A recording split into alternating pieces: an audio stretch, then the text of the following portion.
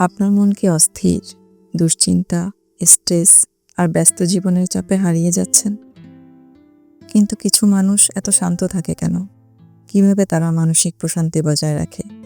মানসিক প্রশান্তি কি শুধু কল্পনা, নাকি সত্যিই সম্ভব? সত্যিকারের প্রশান্তি কিভাবে পাবেন, আজ জানাবো সেই রহস্য। মানসিক প্রশান্তি কোনো বিলাসিতা নয়, এটা আমাদের সবার প্রয়োজন। কিন্তু প্রশ্ন হলো, কিভাবে?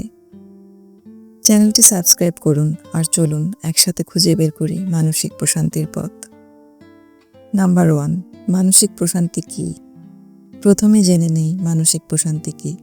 মানসিক প্রশান্তি মানে শুধু কোনো সমস্যা না থাকা নয়, বরং এটি হলো একটি নির্ভর, স্থির ও সুখী মানসিক অবস্থা। এটি তখনই আসে যখন আমরা নিজের সাথে এবং আমাদের চারপাশের পরিবেশের সাথে সামঞ্জস্য রেখে এগিয়ে চলি। নাম্বার 2, ধ্যান। মানসিক প্রশান্তির অন্যতম উপায় হলো ধ্যান করা। প্রতিদিন মাত্র 10 মিনিট ধ্যান আপনার জীবন বদলে দিতে পারে।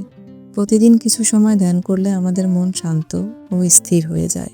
ধ্যান আমাদের মানসিক চাপ কমাতে সাহায্য করে। ধ্যান আমাদের মনকে শান্ত করে, চিন্তার চাপ কমায় এবং স্ট্রেস দূর করতে সাহায্য করে। নাম্বার 3, শারীরিক ব্যায়াম ও যোগা। শারীরিক ব্যায়ামও মানসিক প্রশান্তি আনে। আমাদের শরীর ও মন একসঙ্গে কাজ করে, তাই নিয়মিত ব্যায়াম করলে আমাদের শরীরে এন্ডোরফিন হরমোন নিঃসৃত হয়, যা আমাদের মনকে ভালো রাখতে সাহায্য করে। হাঁটা, দৌড়ানো বা যোগা, যে কোনো ব্যায়ামই আপনার মানসিক প্রশান্তি আনতে পারে। নাম্বার 4, বই পড়া। বই আমাদের নতুন জগতে নিয়ে যায়, আমাদের চিন্তাকে প্রসারিত করে।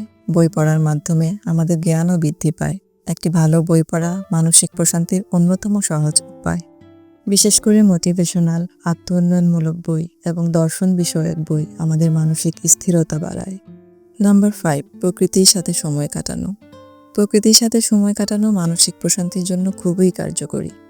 গবেষণায় দেখা গেছে, প্রকৃতির মাঝে সময় কাটালে আমাদের মন স্বাভাবিকভাবেই শান্ত হয়ে যায়। গাছপালা, ফুল ও সবুজ পরিবেশে কিছু সময় কাটালে আমাদের মন শান্ত ও প্রশান্ত হয়। প্রকৃতির সৌন্দর্য আমাদেরকে পুনরুজ্জীবিত করে। দিনে অন্তত 30 মিনিট প্রকৃতির মাঝে কাটানোর চেষ্টা করুন। এটি আপনার মানসিক চাপ কমাতে এবং চিন্তাকে স্বচ্ছ করতে সাহায্য করবে।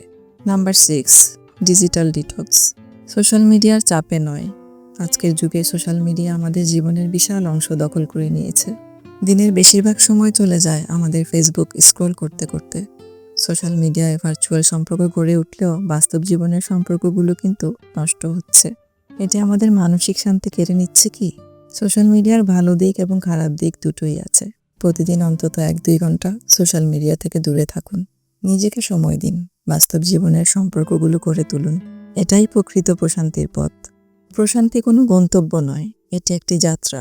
নিজেকে সময় দিন, ধীর গতিতে এগিয়ে যান এবং জীবনকে উপভোগ করুন। আপনার মনের শান্তির জন্য কোন অভ্যাস সবচেয়ে বেশি কাজে দেয়? কমেন্টে জানান।